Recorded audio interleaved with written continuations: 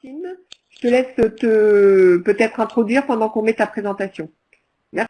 Donc déjà bonjour, merci Joël pour ta présentation et je dois dire aussi que j'ai travaillé avec Joël et c'est vraiment une belle expérience. Pour ma présentation, d'abord je tenais à m'excuser parce que c'est ma faute si on a reporté la présentation, j'ai eu des problèmes personnels que je ne pouvais pas éviter. Mais le deuxième point, c'est que la présentation est extrêmement longue et donc, je vais la revoir juste après ce webinaire et aussi en fonction de vos questions. Et je vous donnerai je donnerai à RSETV la vraie présentation ensuite. Donc, ce que je vais vous présenter, c'est, je vais peut-être rebondir sur quelques points qu'a évoqué Joël, et notamment sur l'intérêt pour les entreprises, et une présentation aussi qu'a fait Vigio hier sur les controverses. Et ensuite, je vais vous parler d'un cas qui ne s'est pas passé forcément en Afrique, mais qui s'est passé en Amérique latine, mais c'est le même cas que j'ai eu dans le cacao et que je suis en train de travailler sur l'île de Palme au Ghana. Je vais aller au Ghana, je pense, en juillet. Donc, pourquoi j'ai présenté ce cas? Parce qu'il était très transversal, ça s'applique aussi à l'Afrique, c'est le café, c'est l'agriculture, et il est récent, il est très récent, et il y a des actions derrière. Donc, j'ai préféré vous présenter ça. Et donc, en attendant la présentation, pour rebondir sur l'intérêt pour les entreprises, effectivement, il peut y avoir un intérêt pour les entreprises. C'est ce qu'on a vu dans un projet que l'on a réalisé auprès d'une entreprise en Chine sur les heures de travail. Mais on y est resté, je crois que c'est Rué qui l'a présenté à un des webinaires. Et effectivement, on a réellement vu concrètement l'impact sur la productivité de l'entreprise. Une diminution du turnover, etc. Mais et aujourd'hui, on est en train de reproduire ça dans 4 ou 5 entreprises pour que le guide que l'on avait réalisé soit vraiment adapté, compris, les concepts compris, adapté à la main des gens qui vont le mettre en place. Donc effectivement, ce guide, une fois qu'il aura été testé en Asie, on pourra, pour ceux qui sont intéressés, le tester en Afrique aussi, puisque nous, c'est une ONG, donc tout redevient dans le domaine public. En ce qui concerne le travail des enfants et le travail forcé purement, voilà. Donc c'est ça que je vais revoir ensuite. En ce qui concerne le travail des enfants et le travail forcé, malheureusement sur le travail forcé et le travail des enfants, il n'y a pas beaucoup de controverses. IGO a montré hier dans une étude qu'ils viennent de publier que ce n'est pas la majorité des cas, et ce n'est pas la majorité des cas de mon point de vue aussi, parce que c'est très mal connu, les concepts sont mal connus, et il n'y a pas d'intérêt à court terme pour ne pas avoir du travail forcé, du travail des enfants, sauf la réputation, mais quand on est en bout de chaîne, ça se voit pas beaucoup, et j'ai vraiment beaucoup de mal sur le travail forcé à mettre en place des projets sans vraiment beaucoup de parties prenantes autour de moi, y compris beaucoup d'entreprises. Voilà. Est-ce que vous m'entendez? Donc sur le risque de travail des enfants dans les plantations de café, je vais vous exposer le cas. Et c'est un cas que, comme je vous disais, qu'on peut voir sur n'importe quel continent, et notamment en Afrique, pour l'expérience que j'en ai. De plus en plus de fermes, de plus en plus d'entreprises s'engagent pour ne pas avoir de travail des enfants ou de travail forcé dans leurs fermes. Et au Panama, il y avait une controverse sur le travail des enfants, la même qu'il y a eu en Côte d'Ivoire en 98 sur le travail des enfants dans le cacao.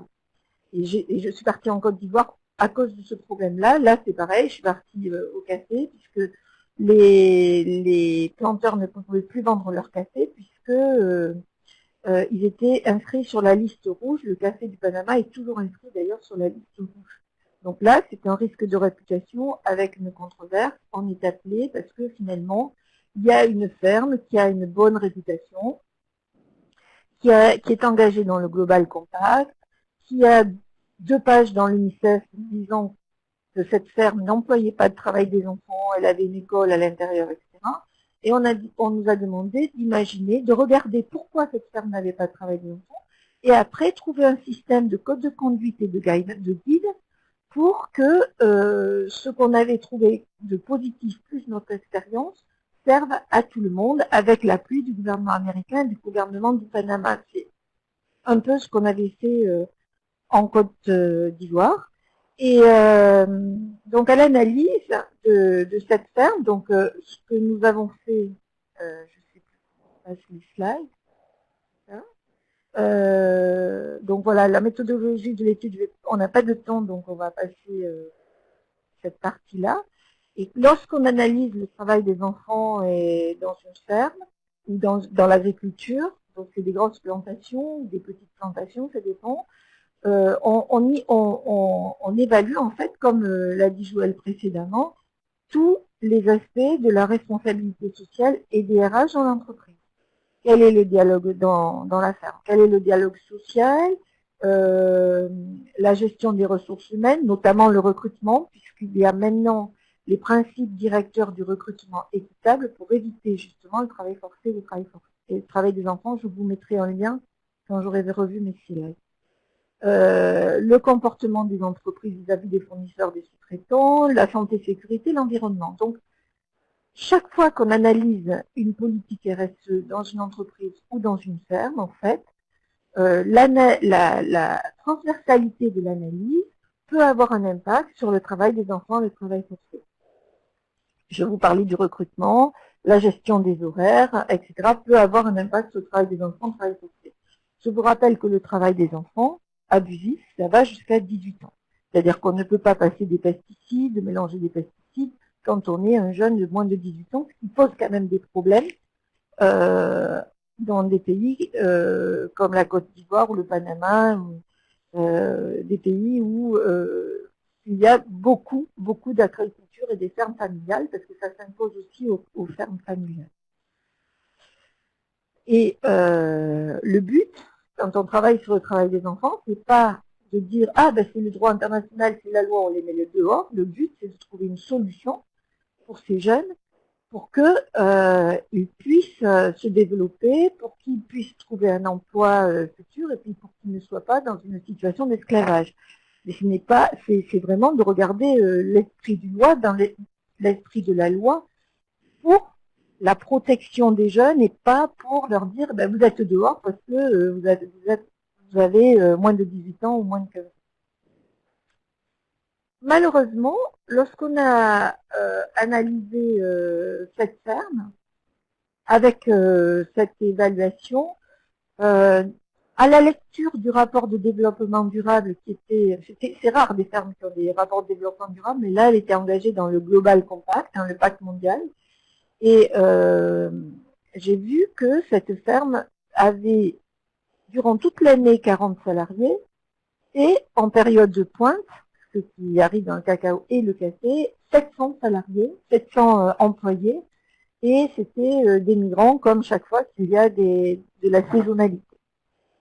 Et à ce moment-là, il y a une petite lumière rouge qui s'affiche parce que il y a bien une école dans la ferme, mais il y a une gestion des ressources humaines qui passe de 40 personnes à 700 personnes.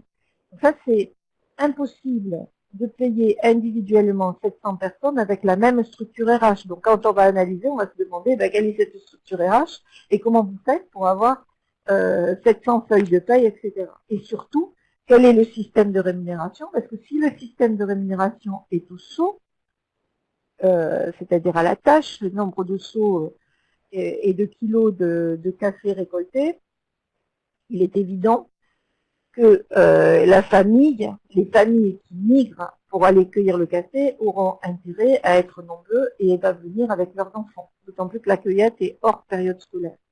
Donc, ok, d'accord. Donc, comme c'est hors période scolaire, et que le paiement est au saut, toute la famille a intérêt à venir recueillir le café. Donc ça, c'est des points de risque, des questions à poser. Quel est le système de paye? Est-ce qu'il y a des migrations? Et est-ce qu'il y a une école ou pas dans la ferme? Quand il y a des écoles, parfois c'est l'arbre qui cache la forêt. Donc, avant d'y aller, donc j'avais vu ces risques et j'ai posé les questions. Évidemment, le risque était très rouge. On a été voir l'école qui était que tout le monde enfonçait, hein, parce que je vous rappelle que cette ferme avait un tampon, pas de travail des enfants dans la ferme. Et évidemment, les écoles, chaque fois que nous, on visite une école, dans une ferme, que ce soit en Afrique ou en Amérique latine, évidemment, les professeurs qui s'occupent ou les gens qui s'occupent des jeunes entre 11 ans et disent-ils 18 ans pour les travaux dangereux sont malades le jour où on vient. Ça, c'est aussi un indicateur. Et évidemment, il n'y avait absolument aucun programme approprié pour cette zone grise de jeunes entre 12 et 15 ans qui sont prêts à travailler, qui parfois ont des familles, et qui du coup, comme c'est une zone grise et comme on fait semblant de les mettre à l'école, et ben ils se trouvent ils peuvent travailler sur des tâches à risque, donc des tâches où ils ne peuvent pas avoir des outils. Donc voilà, donc ça c'était encore un autre risque, et effectivement cette ferme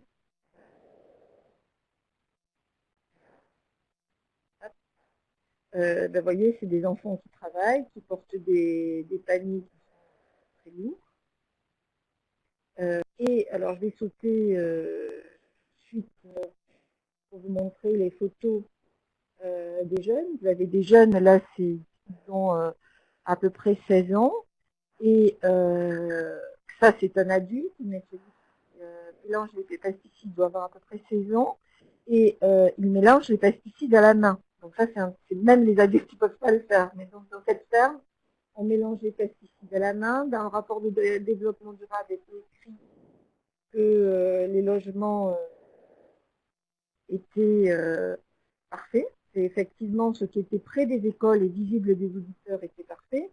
Mais si vous restez quelques jours dans l'entreprise, vous allez dans la ferme, vous voyez les logements avec les pesticides qui sont lavés en même temps que les habits des enfants, les produits des pesticides qui sont juste à côté, entreposés à côté des cuisines, etc. Donc ne pas se fier aux apparences, c'est vraiment regarder les risques RH et ensuite procéder aux entretiens. Alors qu'est-ce qu'on peut faire dans ces cas-là? Nous, ce qu'on a fait, c'est que on a dit, bon, on a exercé un lobby, c'est-à-dire à l'envers, c'est-à-dire qu'on a dit à la ferme, bon, ben voilà, c'est un peu embêtant. Nous, on n'est pas là dans la controverse, hein, on était là pour analyser les points forts, mais là, franchement, il n'y en a pas beaucoup, si ce n'est un peu de greenwashing. Et vous ne pouvez pas continuer à avoir des tampons, pas de travail des enfants, puisque vous êtes branché ministre, ben nous on veut voir le ministre et on veut voir carrément le ministre et que vous soyez leader, c'est-à-dire que vous soyez le leader des fermes pour améliorer les choses, parce que ce qu'on voit chez vous, on va le voir partout.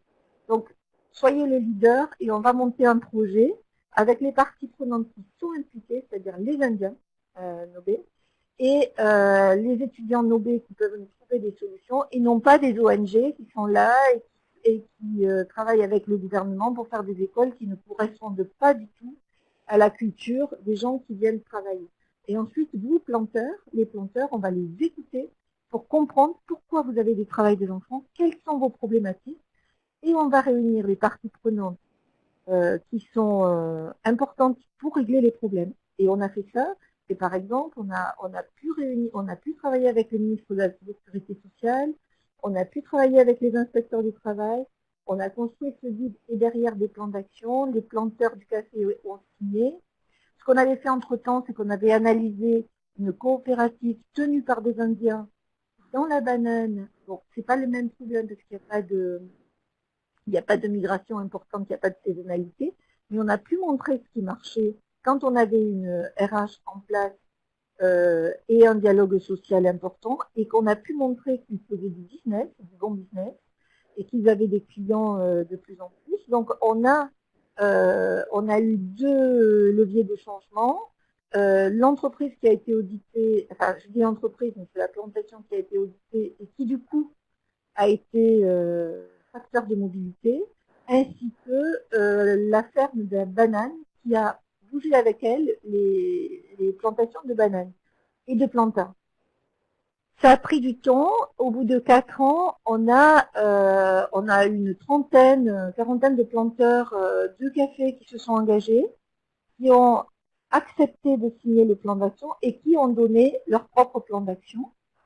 Et derrière, les planteurs de bananes et de plantains. Donc, qu'est-ce qu'on peut faire dans l'agriculture, quel que soit le pays? Je vais partir sur la slide, parce que là, je vous ai donné trop d'informations, donc je vais partir sur d'autres slides. À court terme, la première chose à faire est vraiment d'analyser les tâches à risque. On ne peut pas laisser un jeune de moins de 18 ans. Je vois que le temps passe, donc j'ai 2 minutes et c'est sur ce point que je voudrais insister. Et ce qu'on peut faire à court terme, c'est déjà la cartographie des risques pour enlever les enfants et les jeunes des risques, par exemple, mélanger les pesticides, travailler avec des machettes, etc. Il y a plein, on va identifier les tâches dans l'agriculture qui ne sont pas dangereuses pour un enfant. En Nicaragua, par exemple, dans les plantations de café, on s'est aperçu que dans les pépinières, il n'y avait pas de pesticides. Donc on va essayer de continuer à faire travailler les jeunes dans des tâches moins dangereuses et apporter et travailler avec le ministère de l'Éducation et pour permettre à ces jeunes d'apprendre toujours à lire, à compter, le changement climatique, etc., mais autour de tâches non dangereuses, ce qui apporte aussi de l'argent, mais en même temps, c'est contrôlé. On sait que tous les jeunes sont sur des tâches moins dangereuses et qu'ils apprennent à lire et compter. Et on peut développer des métiers comme l'analyse qualité et plein d'autres métiers. J'ai vu un jour dans le métro à Paris, moi mon rêve, je voudrais en faire un métier. Et c'est ça en fait qu'on voudrait pour les jeunes. On ne veut pas les sortir du travail pour les sortir du travail. On voudrait que leur rêve, ils en fassent un métier. Et ce qu'on demande aux entreprises dans le cadre de ces travails dangereux, aux multinationales qui travaillent avec ces produits c'est pas de l'agriculture vivrière, hein. Ces enfants-là vont jamais manger du cacao, du chocolat. C'est de leur dire, mais vous pouvez rêver. Vous pouvez rêver d'un métier dans la filière du cacao. Avec le cacao, on peut travailler chez Chanel. Parce qu'il y a des produits qui sont faits à base de cacao. Avec le cacao, vous n'êtes pas obligé que de ramasser les produits. Vous n'êtes pas obligé de ramasser les fleurs de café si vous avez une éducation et on va vous la donner. Vous pouvez accéder à des métiers dont vous pourriez rêver. Donc, en fait, l'éducation, c'est au travers du rêve aussi, et c'est aussi grâce aux entreprises qui vont nous donner les compétences de demain. Grâce à ces compétences de demain, on peut construire des écoles d'apprentissage.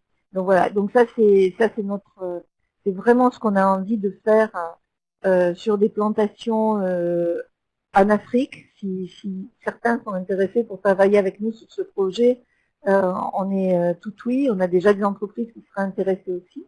Donc voilà, ça c'est ce qu'on peut faire à court terme parce que c'est indispensable.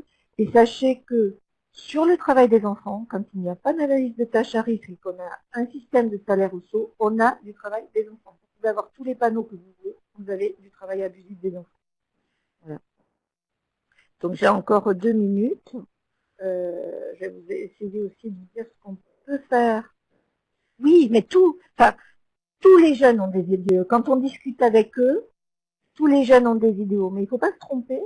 Quand on travaille, quand on analyse des fermes et qu'on analyse le travail des enfants, on va bien sûr dans les écoles et on voit des jeunes qui vont à l'école. On leur demande est-ce que vous pouvez nous dessiner votre vie de tous les jours? Et ils ne se dessinent pas avec des cahiers, ils se dessinent avec des machettes.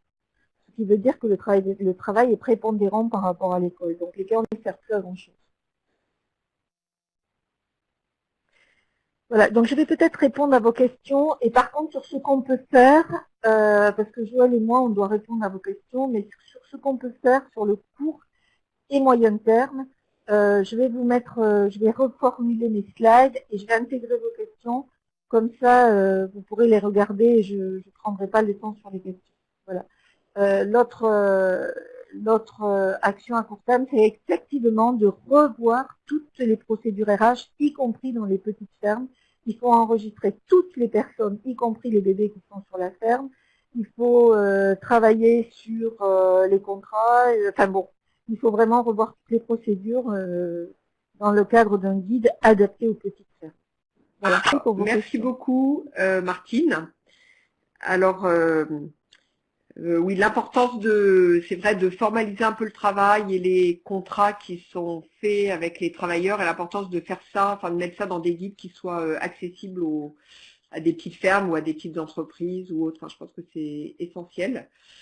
Donc, merci. Après, alors, donc, je te restitue les questions qui nous sont arrivées. Donc, il y a Claude qui demande quel est l'âge légal pour travailler 16 ou 18, ou enfin, il y a aussi d'autres seuils. Donc, je ne sais pas si tu veux répondre ou si tu veux qu'on mette un tableau là-dessus dans en fait, qu'on rajoute ça dans une de nos deux présentations. Donc, c'est la première question. Thierry qui note que pour éviter les tâches dangereuses, avec les produits phytosanitaires, si on changeait le mode de production pour aller vers l'agroécologie, ça marcherait, ce qui est vrai. Et puis après, donc la question sur l'âge minimum du travail. Et puis après, Karl qui demandait est-ce que le travail payé à la tâche est du travail abusif? Est-ce un levier de passer à un temps de travail rémunéré? Est-ce faisable? Voilà. Je te redonne la parole, Martine. Oui, ma réponse est droit international, c'est on peut travailler à partir de 15 ans si ce n'est pas des tâches à risque, à 18 ans, jusqu'à 18 ans, mais il ne faut pas que ce soit des tâches à risque. À 14 ans, quand il y a une dérogation avec l'accord de l'OIT et quand les pays ont défini quelles sont les tâches à risque aussi. Et donc là, il n'y a pas de dérogation sur ces âges-là. Puis ensuite, il y a les tâches légères. Et nous, on recommande de jamais regarder ça parce que c'est plutôt le travail dans les familles, c'est de 12 à 14 ans. Mais c'est une zone grise, c'est-à-dire que dans l'agriculture, on se dit, on va essayer, c'est là-dessus qu'on joue un peu pour créer des écoles d'apprentissage. Essayer de voir des tâches légères avec des écoles dans des pays où de toute façon ils travailleraient. Donc c'est pour ça que l'analyse du tâches à risque est aussi importante. Voilà, mais on ne laisse pas aucune entreprise on a vu certaines entreprises avec des écoles de conduite indiquant que vous pouvez travailler sur des tâches légères. Nous, on n'accepte pas ça parce qu'il faut vraiment que ça soit un projet multipartite qui contrôle bien que ces jeunes sont justement dans le cadre d'un apprentissage aussi. Après, la deuxième question, c'était sur l'agroécologie. Ça fait partie, quand on dit l'apprentissage des jeunes, on les met sur des tâches qui ne sont pas à risque, c'est évidemment des compétences qu'il faut développer. On le voit de plus en plus, il y a une petite partie, bon, qui est un peu, c'est pas très surveillé, mais ça commence, hein, c'est quelque chose qui commence à se développer. C'était le cas dans les bananes, la plantation qu'on avait évaluée qui était vraiment intéressante. Et on le voit de plus en plus et effectivement c'est une ouverture et on ne peut pas parler d'apprentissage sans cette partie-là et sans que les jeunes soient vecteurs de changement justement par rapport à ça. Et la troisième c'était sur est-ce que le fait de payer à la tâche, la problématique du travail à la tâche, c'est que ça permet de faire travailler des familles. Il n'y a qu'une personne qui est payée. Donc, la personne qui est payée, ça peut être un agent d'intérim, enfin, soi-disant quelqu'un de la famille, parfois des marabouts, ou quelqu'un de la famille qui va toucher l'argent pour tout le monde, soit le père de famille, soit un cousin éloigné. Donc déjà, c'est un des aspects du travail forcé, c'est-à-dire qu'on n'est pas libre de son argent. Ensuite, on va travailler de plus en plus et de longues heures sans que ça soit surveillé puisque c'est à la tâche. Donc oui, c'est un facteur de risque très très très important. Après le travail à l'heure, c'est compliqué aussi parce qu'il faut une surveillance. Mais en tout cas, et c'est ce qui se passait dans les bananes par exemple, ils étaient à la tâche, mais tout était surveillé, calculé, les tâches dangereuses étaient analysées et les heures de travail étaient calculées.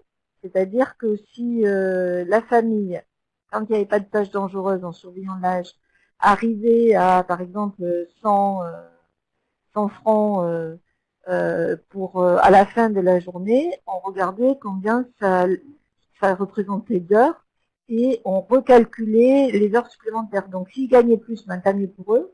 S'ils gagnaient moins, une prime était donnée pour compenser le temps du travail qu'ils avaient effectué. Donc ça se fait, ça peut se faire. Mais voilà, il faut, quand on passe de 40 à 700 personnes, c'est compliqué, il faut une structure adaptée et peut-être qu'il y a des formes, il faut imaginer d'autres formes d'emploi, D'accord. Alors, Martine, on a 2 autres questions. Alors, Mouamfon, Mama, je suis désolée si je prononce mal votre nom. Comment voir la situation si les enfants travaillent de façon non forcée, mais juste parce qu'ils en ont besoin du fait de la pauvreté? Donc, cette question. Et une question de Thierry. Comment peut-on être sûr de la transcription et de l'application des principes de l'OIT dans l'ensemble des pays? Voilà, je te laisse répondre. La deuxième, moi je veux bien répondre si tu veux. Et une dernière. Et la question de Sarah Pouget, est-ce qu'il existe un guide pour l'inclusion de ces exigences en matière de due diligence, achat responsable ou la formalisation d'un questionnaire aux fournisseurs prestataires? Là, je te laisse répondre et puis après, quand on a pris ces 3 questions, on clôturera le webinaire. Je te redonne la parole.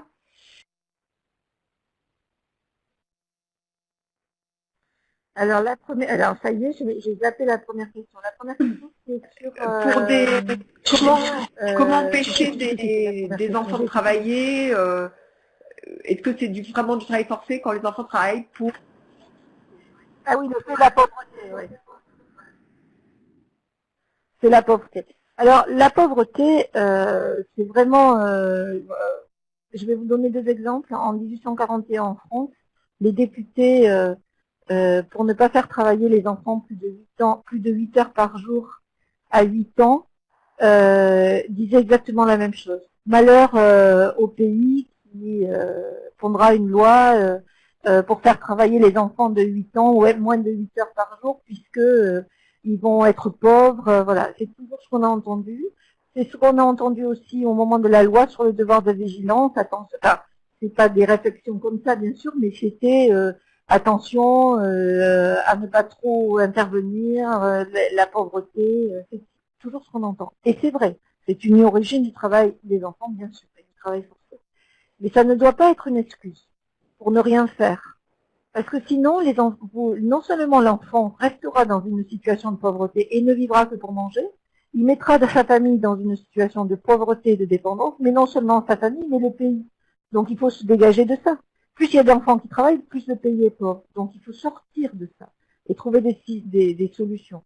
Donc en France, par exemple, ça a été les allocations familiales et l'école gratuite obligatoire. Et les enfants ont continué à travailler pendant un certain temps, évidemment, parce que ça ne se fait pas du jour au lendemain. Donc il faut se mettre tous ensemble autour de la table pour trouver des solutions fiables, pour que les enfants ne soient pas dans le cycle de la pauvreté. C'est pour ça que je vous parlais d'école d'apprentissage, que l'agroécologie est importante, qu'on doit trouver des solutions, non pas pour mettre les enfants ailleurs, mais pour les intégrer dans un rêve, je dis leur rêve, pour les développer dans l'agriculture. Il y a plein de choses à faire dans l'agriculture et qui permettront aussi de développer la productivité, la qualité des fèves de cacao, parce que je pense au cacao ou des fleurs de café, et qui leur permettra de se développer. C'est exactement le cas des fermes que l'on a vues dans les bananes, et ils ne sont pas plus pauvres, au contraire.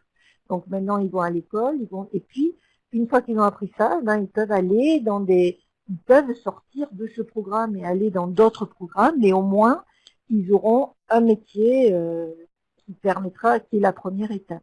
C'est la première chose. Pour l'OIT, je vais laisser Joël répondre. Et pour le guide, alors c'est compliqué parce que, bon, nous, par exemple, on écrit des guides, mais on les teste.